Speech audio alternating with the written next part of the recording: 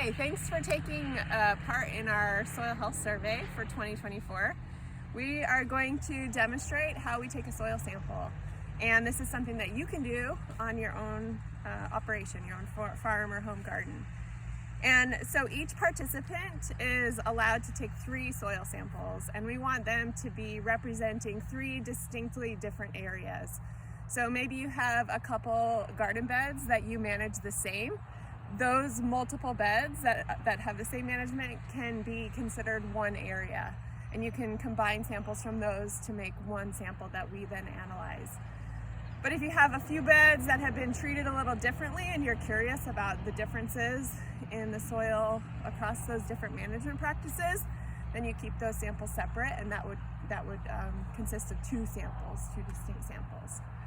So we're going to demonstrate in this area behind me, which is a bed that has been prepared this spring for a cover crop, and we want to know what kind of soil properties exist in this area. So we're going to take our soil samples to represent the entire area. Now we have a couple different tools that we can choose from. You can use a shovel, a spade, any kind of shovel would work fine. You could also use a garden trowel or a soil knife. Those are nice and handy and easy to use. I like to use a mason's trowel because it's nice and sharp. But any of these types of tools, digging tools, a spoon if you have loose soil, that will all be just fine. You might also want a bucket or a bowl or a tote of some sort to put a couple different samples in, mix it up before you put it in the bag. So in your sampling packet, we've provided 3 different bags that look like this. They'll have numbers 1, 2, and 3 on them. And you get to decide where on your farm or a garden you select to be area number 1, number 2, and number 3. So we'll consider this to be area number 1 for the sake of the demonstration.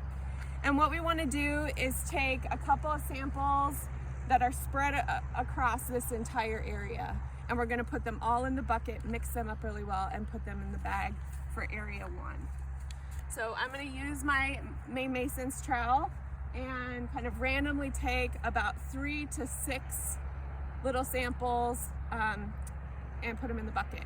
Now you want to sample to 6 inches deep, so if you have a ruler handy, you might want to bring that out into the field with you so that you can make sure that you're getting enough soil all the way to 6 inches.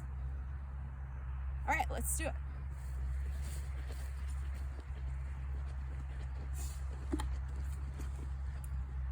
So we like to make sure that there's not any kind of crop residue or organic matter or mulch on the surface. You can brush that aside. And then this is very loose soil. You might have soil that's a little bit more compact and might take a little bit more digging strength. But as I mentioned, you want to make sure that you're getting all the way down to 6 inches. And you can kind of aim for, a sample that's about the size of a shovelful. So I like to just use my hand. I know that about this distance on my hand is 6 inches, and we don't have to be super precise, but we're getting pretty close. Right, so I'll just take a little bit more.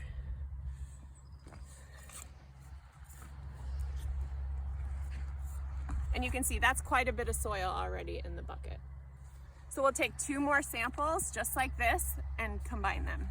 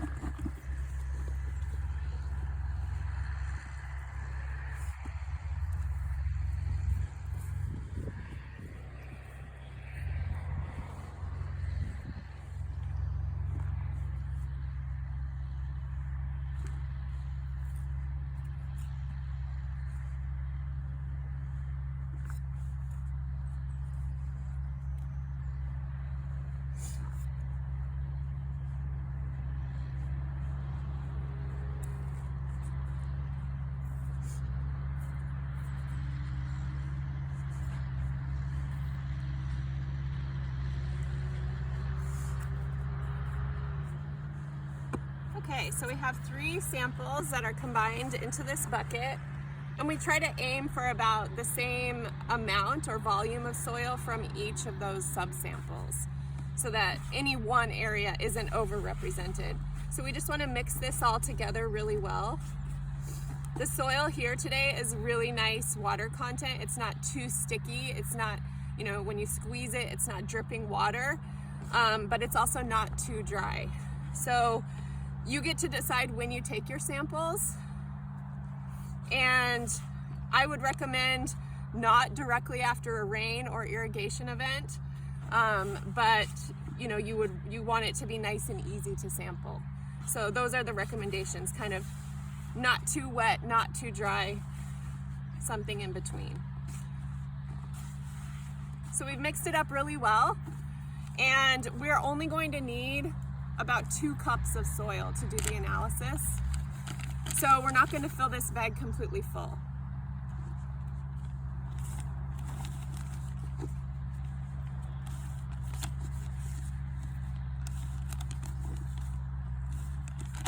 I'd recommend filling the bag about 2/3 full. That should be enough soil for us to do all of the analysis that we would like to do. So make sure that the bag is sealed. You can push the air out of it so that it fits nicely in your shipping package with the other samples.